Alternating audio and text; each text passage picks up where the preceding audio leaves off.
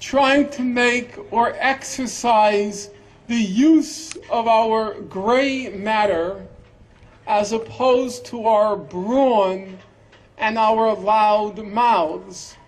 And so let's try to have a serious discussion, giving the right of first response to those who see themselves as dissenters. So this gentleman sitting up front first, if you don't mind to stand so people in the back can hear you. Yes, sir. This week, about 40 Jewish professors here at UCI. I think what we're going to do is, let me make a recommendation. How about if you form a line here, and then I can just give you the microphone, and we can go back and forth. Go ahead. Yeah, go ahead, sir. You can use my microphone, and then we could share.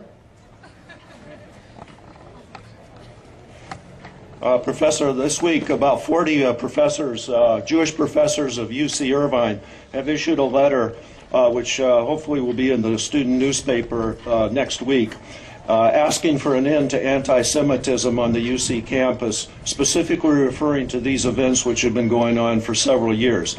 I'm not even Jewish, and I'm signing it. Will you join me and sign it also, sir?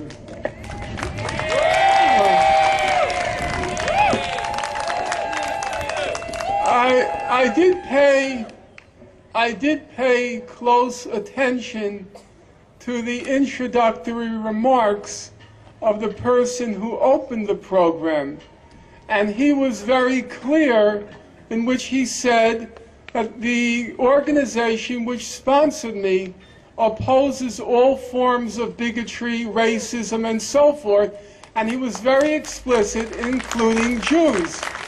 So maybe that's a problem. I'm not intimately connected to this campus, but if it is a problem, it certainly does not seem to be a problem that's emanating from the sponsors of this afternoon's event. I would also want to say that I think this charge of anti-Semitism for all critics of Israel has reached, if I can use the term, has reached the point of absurdity with the instance of Richard Goldstone. Now, bear in mind, Richard Goldstone is the respected South African jurist, the former chief prosecutor for the war crimes tribunals in the former Yugoslavia and in Rwanda. And then Mr. Goldstone was asked by the United Nations Human Rights Council to investigate what Israel did in Gaza during those 22 days. And Mr. Goldstone came back with a report in which he concluded, and now I'm quoting him, that Israel launched a disproportionate attack designed to punish, humiliate, and terrorize a civilian population. That was Richard Goldstone's conclusion after, at the end of a 500-page, quite exhaustive document. I bring this up because Mr. Goldstone then was immediately charged with anti-Semitism by the state of Israel, in particular its diaspora minister, Mr. Yuli, the name skips my mind, it'll come back to me, Edelstein. Now this was a peculiar charge, because not only is Richard Goldstone Jewish, he is also, by his own reckoning, he says, I am a Zionist. He says, I have worked my entire adult life for Israel. He says, I absolutely believe in the right of Israel to exist. He received his honorary doctorate from the Hebrew University in Jerusalem.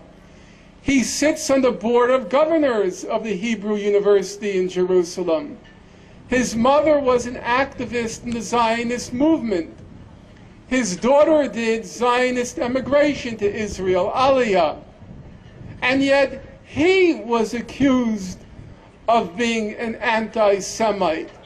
So, and in fact, there's somebody here who seems to think he is or was.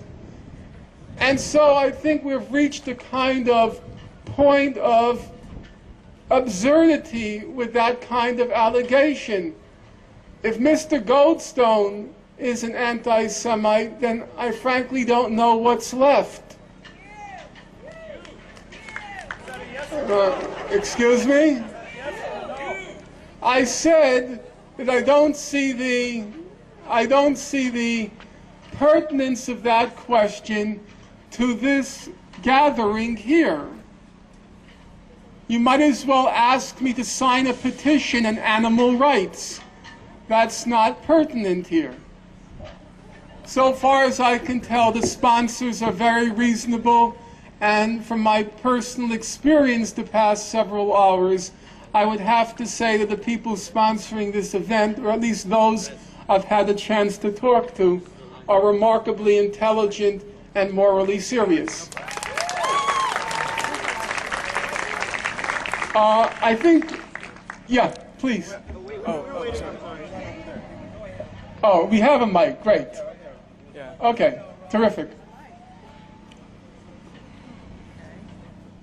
Hi, Norman, I can't, there you go. Hello, Norman. You're a child of survivors, so am I. My question for you is, Hamas was democratically elected, so was Hitler. So my question is, I see on the back there on the wall that the students are making the case for a democratically elected Hamas. I think that is ruining the lives of people in Gaza, of the Palestinians in Gaza, but that's not the finger that's being pointed today, is it? The finger that's being pointed is directly at Israel, not at Hamas, not at Hezbollah, not at Fatah, not at corruption. Can you please address for us, if at all, terrorism and what impact that has had on the Middle East peace process? I will be speaking at some length this afternoon. Folks, if you would allow me to finish my statement, you may discover that I will respond now. I said I will be discussing that question at some length this evening, so I have to be careful about repeating myself for those who will attend the event. So let me try briefly to address the question. The question was, will I speak on the question of terrorism? In fact, if you listen closely to my remarks, I already did speak to the question of terrorism. I quoted the Goldstone report as saying that Israel launched a disproportionate attack designed to punish, humiliate, and terrorize the civilian population in Gaza. And so there is a very